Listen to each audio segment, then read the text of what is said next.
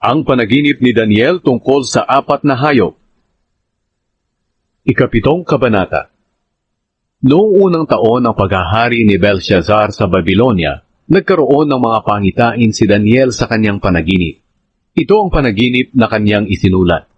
Isang gabi may nakita akong pangitain ng isang malawak na dagat na hinahampas ng malakas na hangin mula sa apat na direksyon. Mula sa dagat ay biglang lumitaw ang apat na magkakaibang hayop. Ang unang hayop ay parang leon, pero may pakpak ng agila. Kitang-kita kong pinutol ang kanyang pakpak. Pinatayo siya na parang tao, at binigyan ng kaisipang tulad ng sa tao. Ang pangalawang hayop ay parang oso. Nakatayo siya sa dalawang hulihang paa, at may kagat siyang tatlong tadyang. May tinig na nagsabi sa kanya, "Sige, magpakasawa ka sa karne." Ang pangatlong hayop ay parang leopardo. Mayroon itong apat na pakpak sa likod, at may apat na ulo. Binigyan siya ng kapangyarihan upang mamahala. Nang gabi ring iyon, nakita ko sa aking pangitain ang ikaapat na hayop. Nakakatakot itong tingnan at napakalakas. Sa pamamagitan ng kanyang malalaking ngiping bakal, sinasakmal niya at niluluray ang kanyang mga biktima. At kapag may natitira pa, ay tinatapak-tapakan niya. Kakaiba ito sa tatlong hayop at 10 ang kanyang sungay.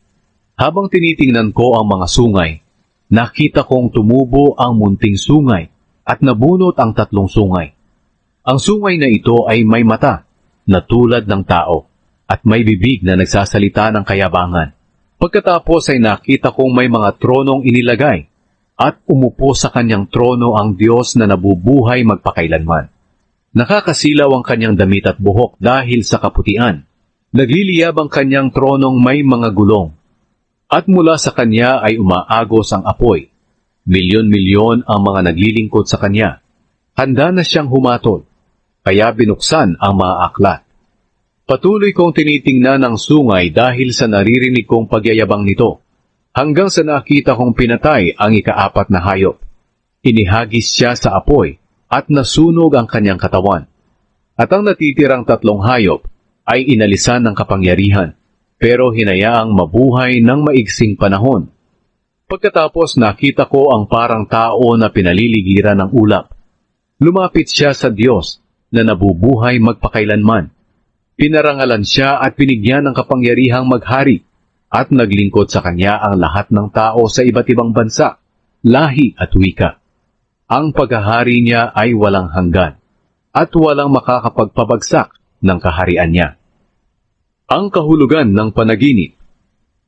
Nabagabag ako sa aking nakita, kaya lumapit ako sa isang nakatayo roon, at nagtanong kung ano ang ibig sabihin ng nakita kong iyon.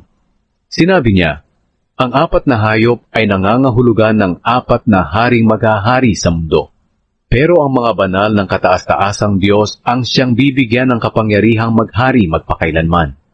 Tinanong ko pa siya kung ano ang ibig sabihin ng ikaapat na hayop na ibang-iba sa tatlo. Nakakatakot itong tingnan. Ang mga ngipin ay bakal at ang mga kuko ay tanso. Sinasakmal niya at niluluray ang kanyang mga biktima. At kung may matitira ay kanyang tinatapak-tapakan. Tinanong ko rin siya kung ano ang kahulugan ng 10 sungay ng ikaapat na hayop at ng isa pang sungay na tumubo at nagtanggal ng 3 sungay.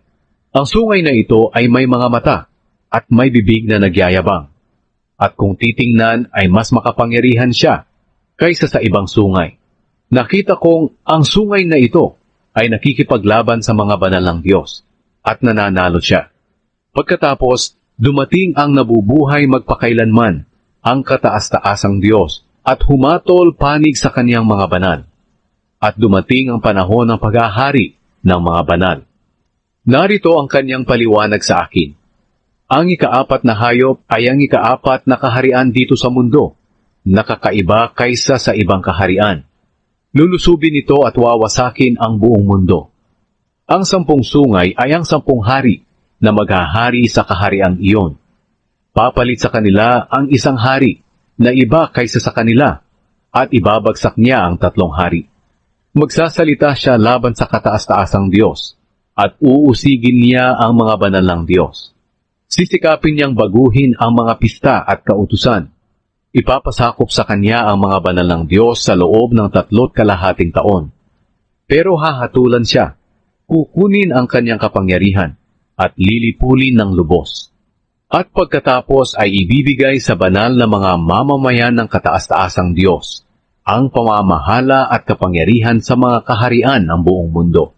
Kaya maghahari sila magpakailanman, at ang lahat ng kaharian ay magpapasakop sa kanila. Iyon ang panaginip ko. Nabagabag ako at namutla sa takot. Pero hindi ko ito sinabi kahit kanino.